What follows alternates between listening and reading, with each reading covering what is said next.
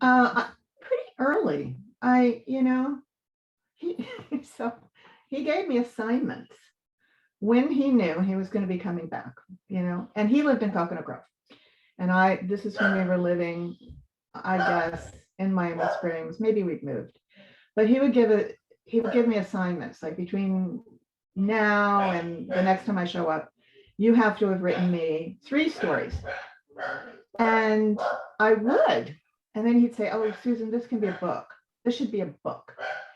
And so I would expand this. I mean, handwritten, and I would illustrate and put, construction paper covers on it. And this is dedicated. I would do it all because I'd look at his books. So, oh, this is how you do it. Okay, fine.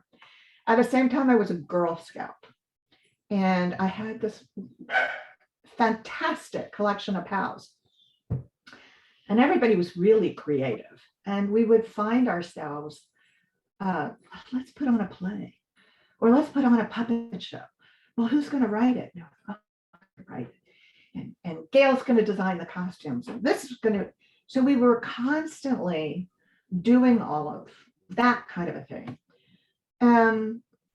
But when I got into high school, all I wanted to do was act. I thought, oh, well, this is my ticket out of here. This is my fantasy. And my family would say, no, you're supposed to be a writer. And my uncle would say, don't tell her that. Don't tell her that. Let her go find what she needs to find. And at some point, maybe this will come back. And in fact, I wound up going to SMU in Dallas.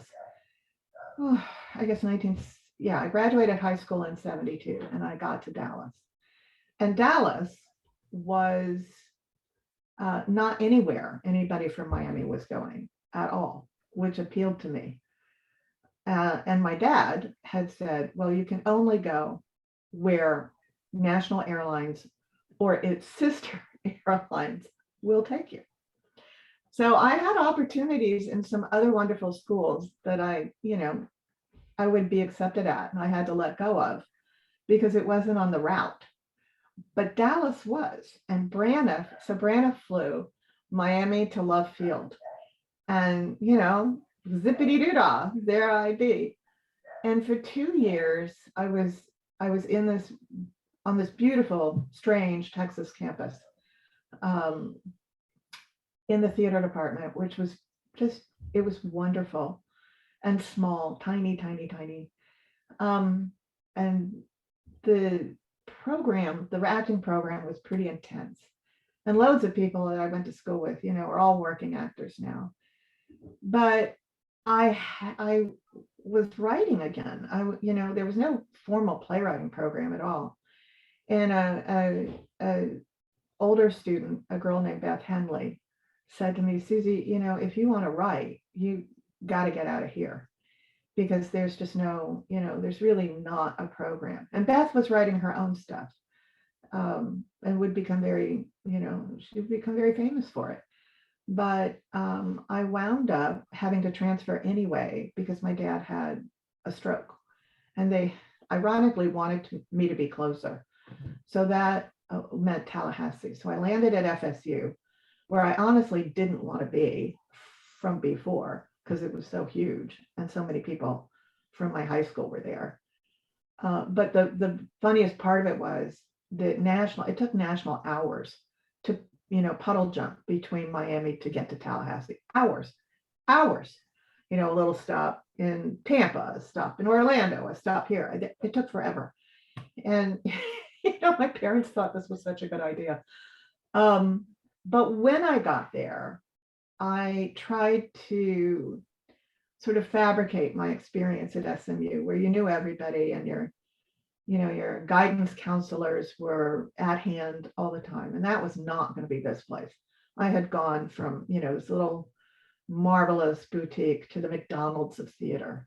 And in finding who my guidance counselor was, it turns out he was a fellow named Mark Berman. And he was the playwriting teacher for the master's program. And I said, well, how, I'm an undergrad, but I think I like you. and I need to know what I'm doing. And I have this terrible feeling it's not acting because I was told so at SMU. And he said, well, I guess we're going to have to make a place for you in the MFA program. So just come jump in there and we'll invent a BFA in playwriting for you. And that's what happened. Like that doesn't happen, but it did for me. And it was so wonderful. I felt like I was back where I was supposed to be. And I was with this rough and ready group in I guess I was there from 74 to 76. And those years, there was a lot going on. And we started our own theater company off campus in a bar. And it was just this marvelous group of writers. And we'd throw stuff together and we'd audition in the lobby. And God, everybody did what they were supposed to do at that time of their life. And I thought, well, okay. And I did. I got a BFA in playwriting.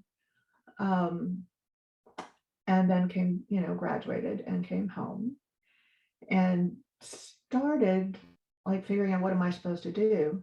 And that darling boyfriend of mine had, he dumped me. He came back, but he dumped me at that time. And he went to Washington to law school in Georgetown. And I waited it out in Miami and I taught theater and a children's theater. And I started teaching playwriting kind of on the side to a few people who were writers who were interested because there were no playwrights, none here but me. And I didn't even really appreciate what that meant until I finally went to Washington, DC, and got a job in a professional theater there, Folger Theater, the Folger Theater Group, which is now the Shakespeare Theater of Washington. And, my husband, or my boyfriend, that man, was at Georgetown Law, and he was working in the Carter White House.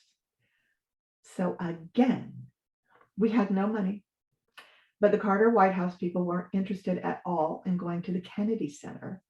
And we were constantly dispatched. Oh, well, will you go to the Kennedy Center, Alan and Susie, and watch, I don't know, everything and from the presidential box and enjoy all the Coca-Colas you want to drink because that was what was stocked in the mini fridge.